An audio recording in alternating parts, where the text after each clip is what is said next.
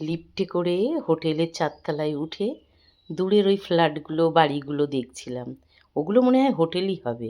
আগে যখন প্রথম এসেছিলাম 2002 সালে, তখন ওগুলো সব ফাঁকাই ছিল।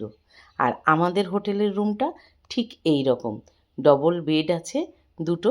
আর এখানেই আমরা তিনজন তিনজন করে ছজন থেকে যাব। সামনে একটা ব্যালকনি, একটা রান্নার জায়গা, মোটামুটি ছোটোখাটোর মধ্যে খুব সুন্দর একটা হোটেল। তারপরে সারাদিনের দৌড়ঝাঁপ, ভোরবেলা বেরিয়েছি, সেই পেটে লেগে গেছে খিদে। তাই জামা কাপড় না চেঞ্জ করে চলে গেলাম, যেহেতু বাইরে খেতে যেতে হবে তাই চলে গেলাম খাওয়ার হোটেলে। কিন্তু সত্যি বলছি, আমরা যে টোটোয় এসেছিলাম সেই ঠিকানাটা দিল, কিন্তু এত ভালো হোটেলটা। এটাও পুরো নিরামিষের হোটেল। হোটেলটা ভীষণ ভালো।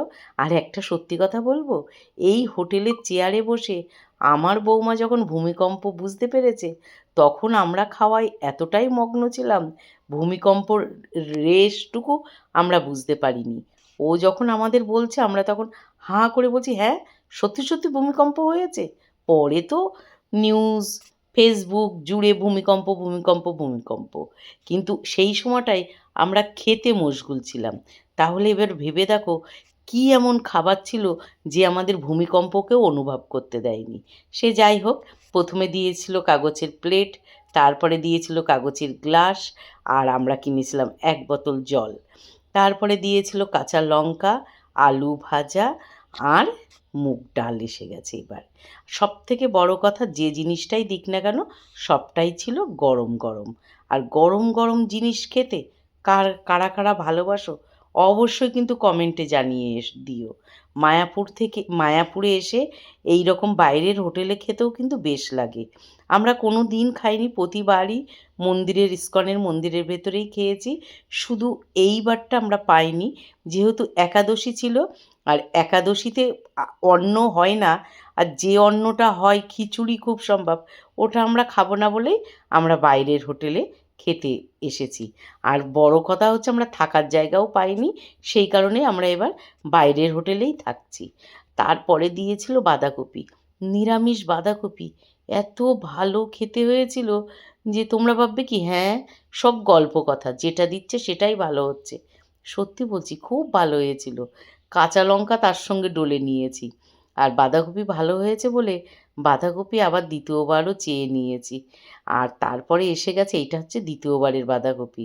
আবার তারপরে এসে গেছে সোয়াবিন, ছোট ছোট কাটা পনির, আলু দিয়ে তরকারি, সেটাও বেশ ভালো হয়েছে। সব কিছুই বেশ ভালোর মধ্যেই চলেছে। খাওয়া দাওয়াও বেশ ভালো হলো। জামাই মেয়ে নিয়ে এসেছে শ্বশুর শাশুড়ি, আর ছেলে বৌমা নিয়ে এসেছে আর এক শ্বশুর শাশুড়ি। এই দুই শ্বশুর শাশুড়ি মিলে আর ছেলে বৌমা জামাই মিলে মানে কী যে আনন্দ করেছি বলার কথা না। তারপরে আবার একটু ভাত দিয়ে গেল।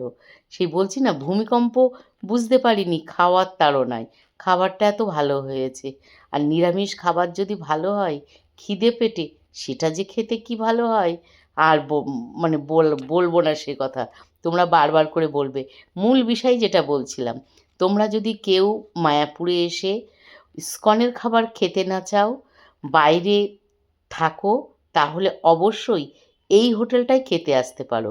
এই হোটেলটার নাম হচ্ছে আর কি, আমি দেখিয়ে দিচ্ছি।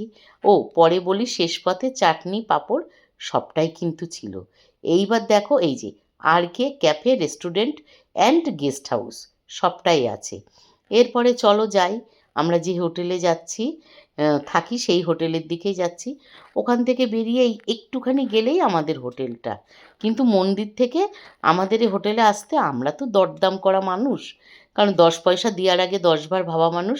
সেই কারণেই আমরা দরদাম করে কোনো সময় 5 টাকায় আসছি, কোনো সময় 10 টাকায় আসছি।